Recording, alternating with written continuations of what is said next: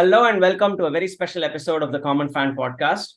We've convened here today to discuss something very interesting that happened for the first time ever, and that is not PK not looking like a creep. It has to do with the game. It has to do with what happened on field in the game between Sri Lanka and Bangladesh. I know we don't have, we don't discuss Bangladesh on this podcast, and that's because we don't have the time for it. But I guess, they've made us convene and speak about them, and that's the kind of team Bangladesh is. You will realize through the course of this podcast why it's so important that we speak about what happened yesterday. Yeah, a batsman, a batter. To use the general neutral term because I don't think this incident's happened in women's cricket either before. A batter was given out for being too late to the crease. It's the first time it's ever happened in cricket, and it was enforced by the umpires because Shakib Al Hasan asked for it. He appealed. The umpire asked him twice if he wanted to go ahead with the appeal, and he said yes. And then went to Angelo Mathews and patted him matter-of-factly on the back as if it wasn't in his power to recall him. Like he could have recalled him at any point of time till Angelo Mathews walked out to the pavilion, but he did not. So that's put the cricketing world in a tizzy about what the law says versus what the spirit of cricket says. So that's exactly what we're here to discuss. And I'll pass it on to Manan to get his thoughts on this. The irony, guys. We said we'll never talk about Bangladesh on our podcast, and here we are doing a whole episode on Bangladesh. Karma, I would say. Karma is a Bangladesh citizen, man. Seriously. Uh, and, talking about the game, see, Shakib, if you look at it, Shakib did what Shakib does. Act like a jerk in front of umpires, even when he's being polite to them, like he was yesterday. I don't know, the law's interpretation is something else, but at the end of the day, I think Angelo Mathews was on the field and almost ready to take guard at a minute and 50 seconds, and then his trap broke. Yes, he could have been smart about it, faced one ball. Yeah, he was crying about it in the press conference that, how can I play without my helmet on against a spinner and all that. Again, maybe he could have, he's well within his rights to be afraid because you never know, Shakib might bowl a beamer at him because how unstable he is. But he could have played it around. He could have done it, in a different fashion. And more importantly, I think he was there on the crease at 150. So, what are your thoughts on this, Ritvik? Considering you're a lot more closer to Bangladesh than all of us are in terms of your associations or your family's associations with the country. Well, honestly, as if the smog in Delhi wasn't enough, Shakib and Bangladesh team's actions have cast a stronger cloud of uncertainty and controversy over the game that we had the previous day. I feel that Shakib should not have done that. I'm no big fan of things such as the spirit of the game and all that. If the batsman or any of the players are trying to steal an unfair advantage, then it's perfectly within the rights of the bowler to dismiss that batsman in a legally permissible way. I don't think Angelo Mathews was trying to do anything like that. He had a genuine issue with his helmet and he requested for a replacement. The issue could have been sorted in another minute. That said, I really wish we had somebody who knows the laws of the game properly, maybe somebody who has been an umpire at any level and who could tell us more about what do the laws actually say regarding this whole incident. By any chance, you guys know anything? Is that a Delhi Metro card? No, it's not Delhi Metro card. It's not That's Delhi his Metro that's card. his Costco membership. No, that is not my Costco membership. That is not my Costco membership. And the reason why it's not my Costco membership is I used to have a Costco membership card and they don't look like that. And if you don't believe me, ask any of your cousins or family members in the US. I am a qualified member of the New South Wales Cricket Umpires and Scoring Association. And I also have with me the laws of cricket that they give you after you pass the umpire course. So let me just read out what 40.1.1, which is timed out, says. So 40.1.1, if I can open the page correctly, 41, yeah. After the fall of a wicket or the retirement of a batter, the incoming batter must, unless time has been called, be ready to receive the ball or for the other batter to be received to be ready to receive the ball within 3 minutes of the dismissal or retirement. If this requirement is not met, the incoming batter will be timed out, and the bowler does not get credit for the wicket. The only difference between this and the ODI playing conditions that they're using for the World Cup is in the ODI playing conditions, it's 2 minutes. That's it. And to be very clear, it has to be ready to take delivery of the ball, not to ready to take guard. Now, I understand, obviously, there's questions about Angelo Mathews being 150, 155, and that's a different question that the umpires need to answer, but that's it. That is simply it. So, Vijay, before coming back to you, I wanted to also raise this point about this spirit of cricket, right? And everyone keeps talking about the spirit of cricket. And, the spirit of cricket, funnily enough, is the first page of the bloody book. I mean, not the bloody book. This is the first page, the preamble. But the spirit of cricket goes from that page, including Law 1, right up until Law 42, which covers for player misconduct and any subsequent appendices. So the spirit of cricket isn't just one page of the preamble, it's the entire laws of the bloody game. So Bangladesh was fully within the spirit of cricket to appeal, and I don't think any of us are negating that. So the other thing is, while Bangladesh was fully within the spirit of cricket to appeal, as any professional team, Sri Lanka would have had at least one or two analysts just for them to say, let him play just one ball, let him just get a spinner, let me get another helmet, let me just get a cap, let me do something. We'll run a helmet after the ball. I mean, it beggars belief that a professional sporting team wasn't able to realize this. That being said, the intent of the law was to prevent time wasting, especially in the era of slow over rates. You want to ensure that you play more cricket for the spectator rather than just be sitting around and figuring out what's happening to the game, right? And the umpires are stamping down on slow over rates, right? But, at the end of the World Cup, if you're behind your over rates, you lose. You have to have one more fielder inside the circle. So this is what I have a problem with. Like, a particular incident is that Shakib appeals. His appeal is upheld, and like Vijay mentioned, when Mathews gets a bit defensive, Shakib is like, oh, it's not really my fault, it's the umpires, I don't do anything, I don't control the game, right? If he only changed his ranting post-match when he talked about, it's a warlike situation, all that shit, right? If he wanted to be victory at all costs, he should have taken a page out of Ashwin's book. Ashwin is someone I really admire because of his full understanding and the astuteness of the laws of cricket. He's like, it's not my fault your helmet broke and you weren't ready, or you were too scared to face a ball of a spinner. That's what I meant. PK, I agree with parts of what you said, and I also disagree with certain parts, especially the one where you've treated the spirit of cricket like law, and you've said that whatever happened yesterday was within the spirit of cricket. I humbly beg to disagree because it all comes down to intent. I mean, Angelo Mathews' intent was not to waste time, and he genuinely had what he called an equipment malfunction, which can happen to the best of us. And it was a helmet. Now, given that there is so much concern around, and rightly so, around concussion protocols and all of that, it is absolutely crucial that the helmet is a piece of hardware that's working fine when the batsman's taking his guard. So in that regard, if there was something wrong with the helmet, I think it was a perfectly reasonable ask of Angelo to ask for another helmet. I do concur with you in the sense that PK, Sri Lankan team's analysts should have known better and should have read the rules better. But not every team gets a swanky panel of analysts all the time. Like, I mean, I recently read that the Netherlands team doesn't even have analysts of their own, and they've outsourced that to a team in Chennai who give them constant updates and they write them down on a piece of paper. And it seems to be working really well for them. But my larger point about the spirit of the game and all of that, well, look, cricket is famously called the gentleman's game. Now, that was called by the old white men of nobility that invented the game. And they used that as an excuse to condescend over other teams, particularly subcontinental teams over the years. So I really don't buy into that because that's just a way of, gatekeeping who gets to play the game. And well, it's a sight to see that those who invented it aren't doing too well right now. But it is like any other sport, a game that builds character.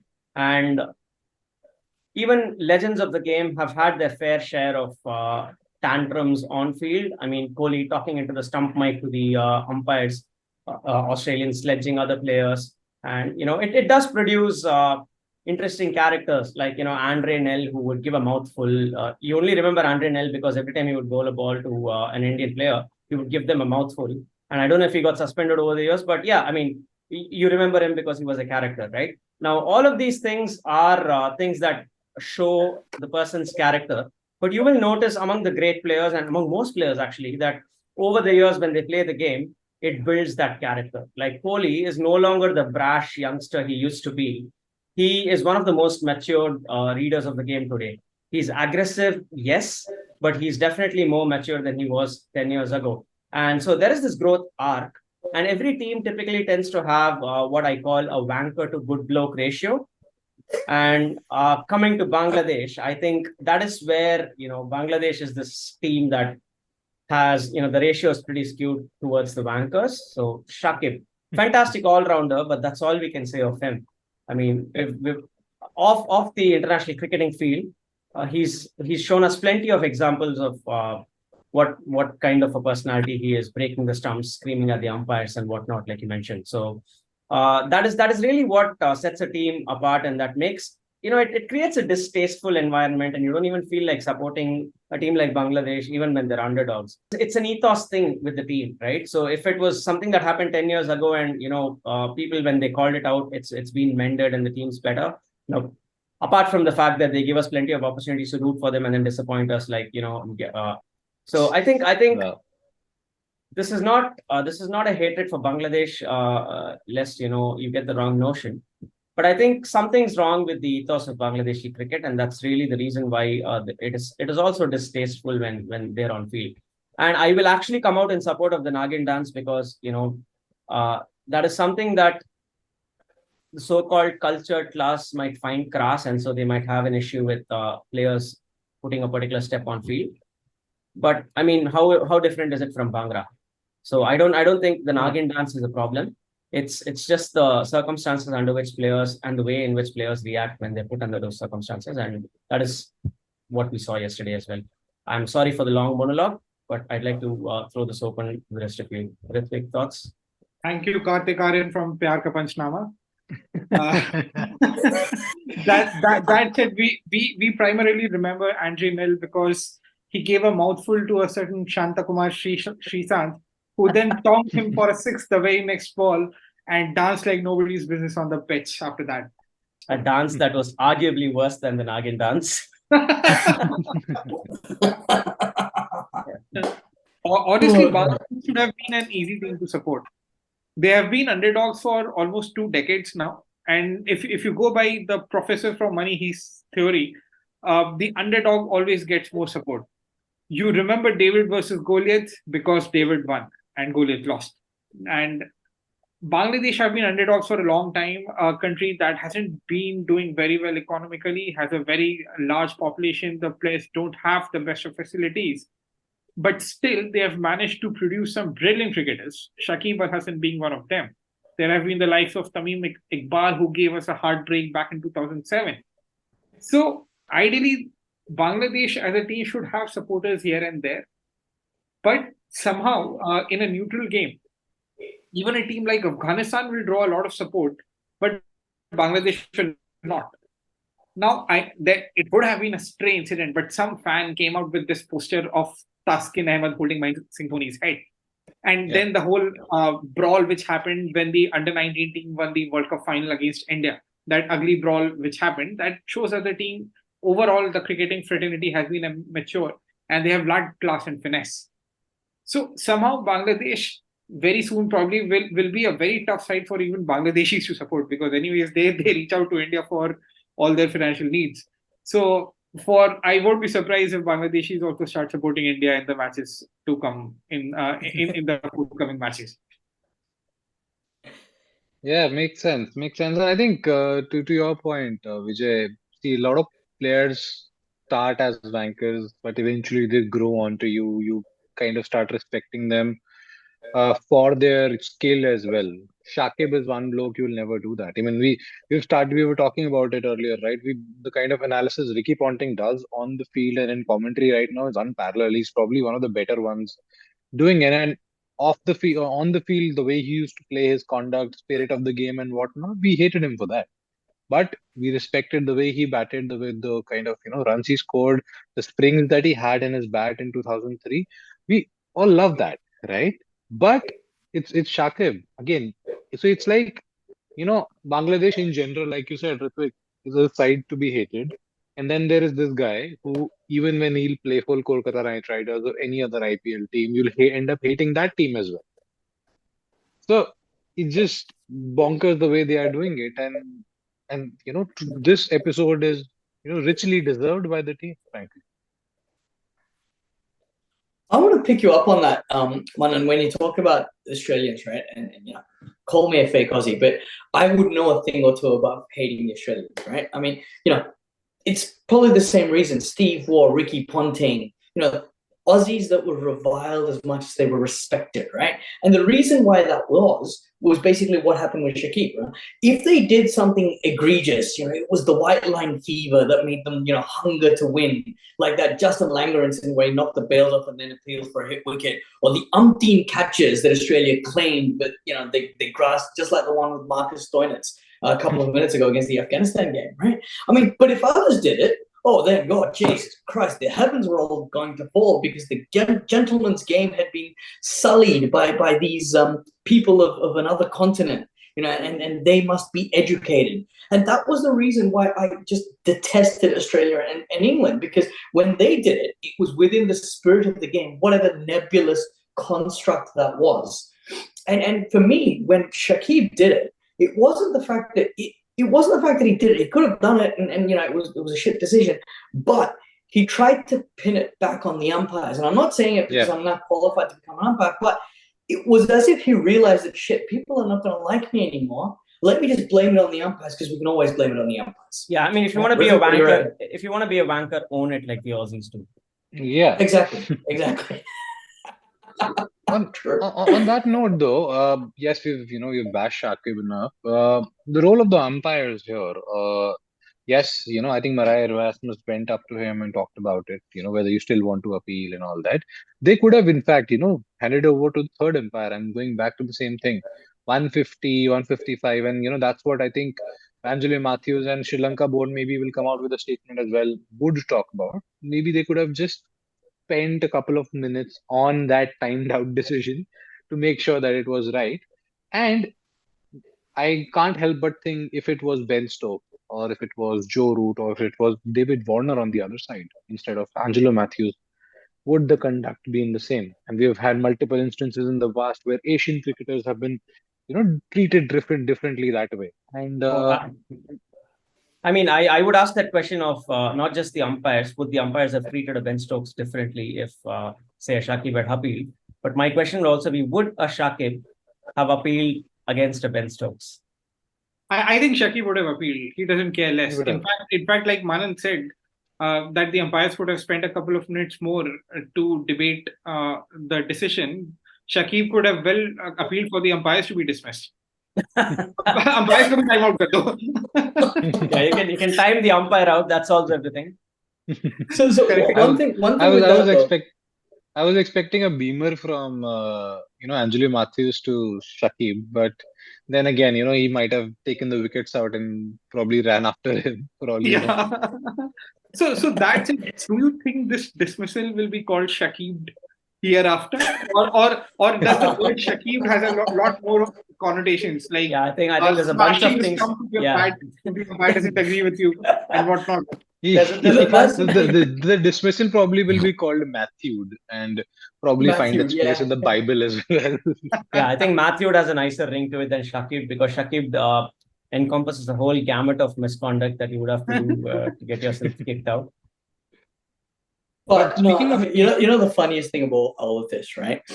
England has been so irrelevant in this World Cup that the spirit of cricket debate is going on, and no one from England even cares. Or frankly, I don't even know they know. Did you guys see that post from the Barmy Army? Yes, they're selling block for the semi-finals and finals. I love that. I love the fact that they had the wishful thinking to afford tickets for the Barmy Army, and it's great because the BCCI doesn't seem to be selling tickets anyway to any games. So it's good to see somebody selling some tickets. Right. Oh, God. And then speaking of England, India's net run rate is higher than the number of points that England has in the tournament so far. Mate, the number of kids Ritvik now has is that's equal to the points England has in the tournament. Ritvik, do you want to beat England or No, not? not really. No. Done and dusted. Well planned, well planned. All right, Process. folks. It's this is all we have for this special episode of the podcast, where we wanted to discuss the ethics of what Bangladesh did yesterday to Sri Lanka and why, in general, we don't particularly like discussing Bangladesh a lot. So I hope you've had your fill. For those craving some kind of Bangladesh content on this podcast, I hope this episode satisfied your hunger. Thank you for joining us. This is me, Vijay, signing off with Ritvik, Manan, and Prasanna from the Common Fan Podcast. All right.